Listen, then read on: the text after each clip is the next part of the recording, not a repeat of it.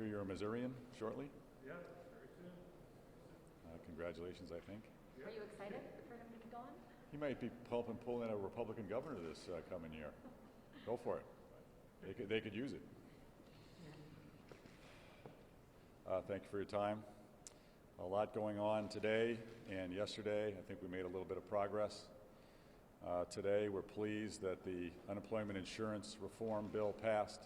It's an important step in improving the competitiveness of our economy to grow jobs here in the state of Illinois.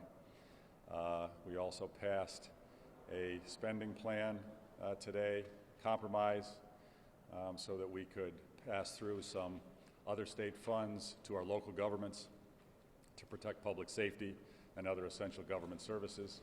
It was a compromise. There are pieces of it that everybody in the process probably isn't happy with. There are other pieces that everybody is happy with, and in the spirit of compromise, we got that done, and I'm pleased with that result. Yesterday, as you all know, we had a meeting here in my office with all four of the legislative leaders. It was one step in a long process. We've been meeting since, frankly, on budget issues, spending issues, and reform issues since last January when I first came into office. And this is another one of those steps in the process. Had a cordial, frank conversation. We agreed that we were going to try to meet again next week with all five of us. We were shooting for Monday or Tuesday, probably in Chicago. I expressed a preference for Springfield, but some others expressed preference for Chicago. So, and accommodating and a compromise, I think we're going to go to Chicago, hopefully at the beginning of next week to further the conversations. Yesterday, what I tried to emphasize is there are some things that we can do to restore confidence in our government that can really make a big difference, and that really shouldn't be too hard to vote for Republicans or Democrats who are trying to really vote to represent their people in their districts. One is on redistricting reform, so we can have competitive general elections.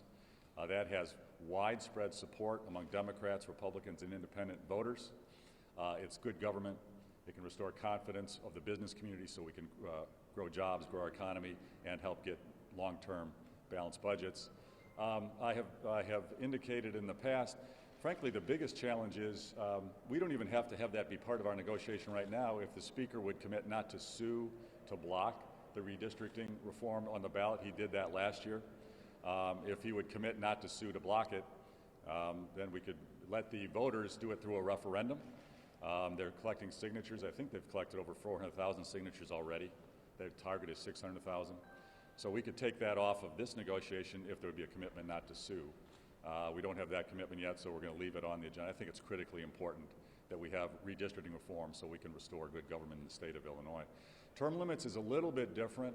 I think it's critical, good government reform, and again, widespread support among Democrats, Republicans, and independents. On that, when we were sued last year, when we got it on the, collected the signatures, and what the court ruled is that for term limits to have effect on the legislature, the General Assembly had to vote to pass it and put it on the ballot for a referendum. It had to come from the General Assembly. The court said we can't do it through a voter referendum process. So that needs to stay on the agenda.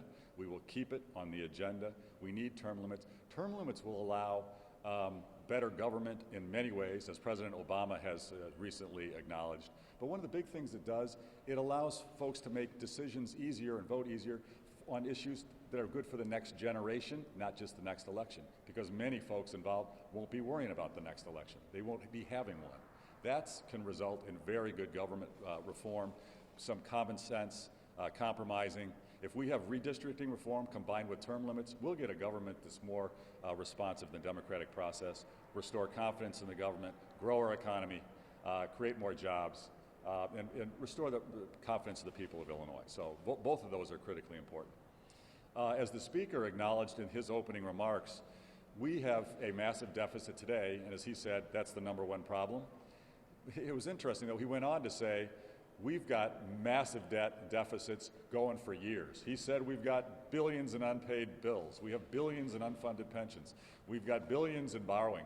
And he said it in a way like, well, that's just sort of a historic fact. It's one of the reasons we got a deficit today, as if he didn't have anything to do with it. I mean, this has been created. He's been the most powerful person in the state for, what, 30 some years?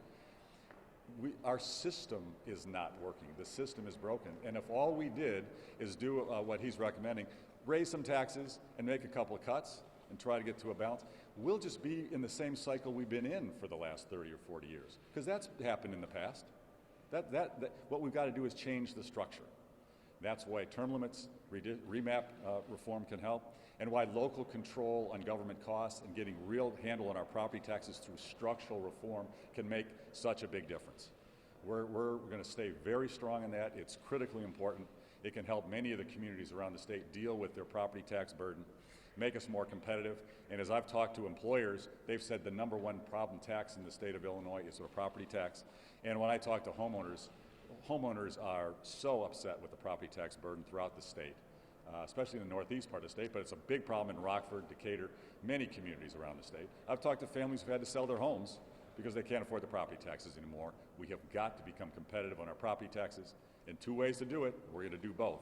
Increase state support for education so we don't overly rely on our local property taxes, especially put the money into lower income school districts and into smaller, more rural school districts. And then get local control on the issues of bargaining and bidding and contracting. And when the speaker says, wow, local control is extreme or radical or excessive, boy, oh boy, not true. The speaker himself has taken things out of collective bargaining for the city of Chicago when they've asked with teachers, and they've taken things out of what can be contracted with independent firms for Chicago. Why does Chicago get a special deal to do this, but other communities aren't freed up to do it? That's the essential question. And 41 states have significant restrictions on prevailing wage, which is basically forced higher taxes to force required higher pay for construction projects for schools and public buildings. My attitude is, for those communities that want to pay higher taxes, to pay higher wages for construction, do it. But they should be able to choose to do it. We shouldn't force it through a mandate from Springfield. Let local voters decide. It can make a dramatic difference on our competitiveness, dramatic difference on our property taxes. So we're going to continue the discussions. My sense is we're in a little bit of a tread and water phase. We hit this in the spring when we did our compromises. The speaker has made it clear that he really doesn't want to take any tough votes till January, because in January, votes only require a simple majority. They don't need a supermajority. So my sense, we'll have a dialogue, but we all know where we are. The speaker and I have had many, many conversations. Our staffs are talking every week. We're talking with the mayor in Chicago because we'd love to work together to come up with some solutions to help the city as well as the state. The leader Durkin and leader Radonio and I talk every few days. We're in constant communication. So this is just an ongoing process. Yesterday got played up. I'm not even sure who had the idea to do it in public. Some of the folks who said they were in favor of it really in private, they're not in favor of it. I don't go there. I mean, whatever. I'll do anything people want. I don't know a human being who likes to negotiate and compromise in front of thousands of other people. That's just not human nature. But we'll do whatever it takes. We want to compromise. We want to work together. We want to solve problems and get things done. So we'll keep at that. Governor, questions? you were previously very opposed to these piecemeal spending plans. Why are you on board with this one? It seems that it adds to the deficit that we have, which both sides acknowledged during floor debate today. Well, the critical issue I'm concerned about, we don't have a budget, and my number one concern is public safety. And I want to make sure that we have safe public safety, whether for travel, for police officers, et cetera. And what we did was we compromised. There are things in the bill that I'd preferred weren't there. Like what? But this, well, I won't go into the detail of which positions were taken by whom. I'll say this bill was a compromise. It does add a bit to our deficit spending. It does do that. But in the spirit of working together, obviously the Democrats, the Speaker's caucus would love to spend far more than what we're spending right now. I've said no to that. What we've got to do is get structural reform so we can have truly long-term balanced budgets, and we'll keep working on that. What items did you get added, Governor, and for how much money are we talking about? Well, our primary focus, again, was on issues of essential government services so people of Illinois can be safe. That's our primary focus. And whether it's road salt for roads so people can travel and be safe in the wintertime. Things of that nature was what we were pushing to get funded now. Well, it's also important for 911 services for local governments, other essential local government services. We want to free up that money in other states' funds, get it to the local government so they can provide their essential services. Governor, on term limits and redistricting, I have a two-part question. Mr. Speaker said that those are just Republican campaign planks, and it's a no-go. And secondly, the term limits and redistricting that are being discussed, to the extent they are, when would those take effect? Well, first, to say that they're only Republican issues, I think that's kind of baloney. If you look at any poll done in the state of Illinois, Democrats, overwhelmingly majority of Democrats support redistricting reform and term limits, overwhelming majority of Republicans, overwhelming majority of independent voters. This is not a Republican or Democrat issue. It's bipartisan. It's a good government issue. So that's just not valid.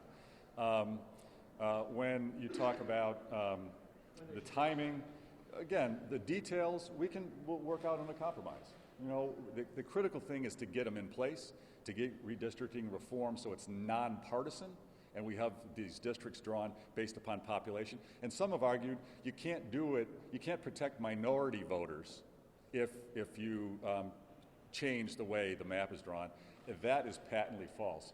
Good government folks around the country have come up with ways to protect minority communities, minority voters, and still have nonpartisan maps. You don't have to have partisanship to have protection of minority voters, which we all want to have all communities represented properly and supported, and we can do it on a nonpartisan basis, and we'll be flexible on how. Is all of this, though, I mean, term limits, redistricting, your union measures that would weaken their strength, that's a key Democratic base, is all of this meant to strengthen Republicans and hurt Democrats who've had power in Illinois for a long time? Part of a big, broad strategy. What this is bringing good government to Illinois. There's a widespread belief, and you look at any poll, and I travel the state pretty much 7 days a week. That's one of the things I love about my job. I'm out in every community all the time talking to voters. There's a widespread belief that government in Illinois doesn't work for the people. It works for the benefit of the insiders in the government. Widespread belief. And when employers believe that, they don't invest. They move. And that's why we have fewer jobs in Illinois today than we had in 1999. Think about that. 16 years, we've got fewer jobs than we had. And in that meantime, Medicaid spending through the roof, government spending through the roof, pension payments through the roof. The math doesn't work. We have got to change the structure. So this is good government. This is bipartisan, voters, businesses, homeowners, school parents. Everybody supports redistricting reform, term limits, and Democrats and Republicans, everybody supports local control of issues. Who's against local control? Let local residents decide how their communities are run, how their schools are run. The school districts belong to the parents and the homeowners in that community. They don't belong to Springfield. Let the local citizens decide. That's supported by Democrats as much as Republicans. This is not partisan issues. But your critics would argue that holding up the budget process for those issues is not good government. Government isn't working right now. Well, so right now we're running at a $5 billion deficit. Last year we had a $1.6 billion deficit. For years and years, we kicked the can on pensions. We took pension holidays. That's billions of dollars of borrowing. That's borrowing. We've borrowed billions in the bond market, borrowing. We've kicked the can. We've spent more money than we've taken in for years. This is not this year. This isn't last year. This is decades. That's what's got to change. And you're borrowing this year. Well, a little bit. Yep, absolutely.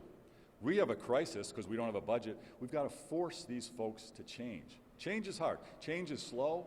It's painful. It's hard, but we have got to change. What we can't do is just cut a couple items a little bit and raise a lot of taxes.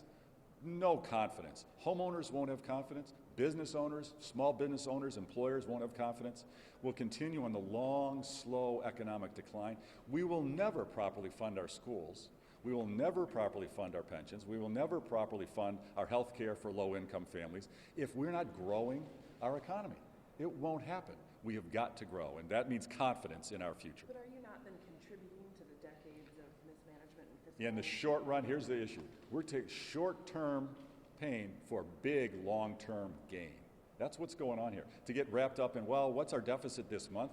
What's our deficit been for 30 years? And what's it going to be if we get the structural changes for the next 10? Our decisions right now are being made for the next generation, not the next year or the next election. But who's to say it's going to be short term when there's been no progress towards any kind of agreement? I mean, there's a possibility we might not have a budget at all this year.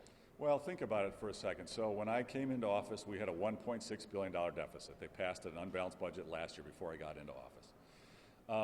We agreed on the terms to fix it within a couple weeks. They wouldn't vote on it until May. So basically, we added 8 weeks to the process.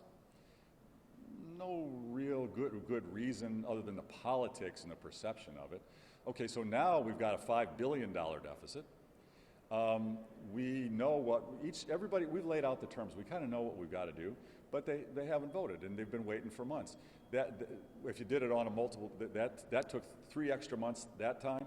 This time, so far, we've taken an extra 5 months, but on a pro rata basis or based upon the size of the problem and the deficit, it wouldn't be surprising if it doesn't go for a few more months. It's kind of the nature of the political process here in this building. You're approaching a year. You asked them to let the tax increase sunset before you came into office. You asked them to let it go.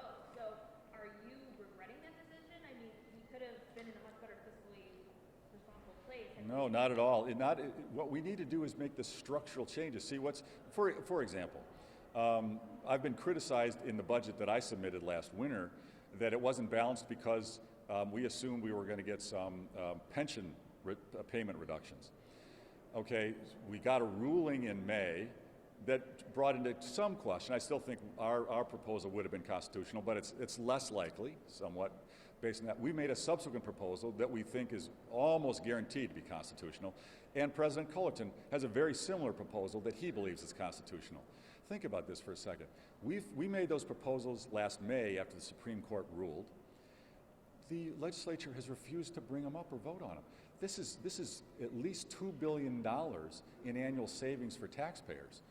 If we'd voted, maybe we wouldn't have immediately right in this year's budget, but within the next few months we would, and we'd be on the path to fiscal stability and prosperity, and the legislature hasn't brought them up. We're in this strange place where the legislature just wanted to pass a big spending plan and then said, Governor, okay, you decide how to fix it. We'll tell you how much we want to spend because we like to spend. The rest of it's your problem. That's not very reasonable. I'll work with them, and I've said if we'll get structural reform, I will raise taxes. I've said it, and believe me, I do not want to raise taxes at all. I'd like to reduce taxes, but for a little while, we might have to raise some taxes and work them down over time. Pay down our bills, pay into the pensions, restructure our procurement process. I believe that we're going to get in place through changes over $1 billion in procurement savings annually.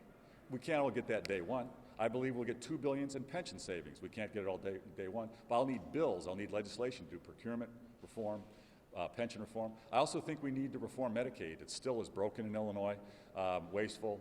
There's fraud, there's abuse in it.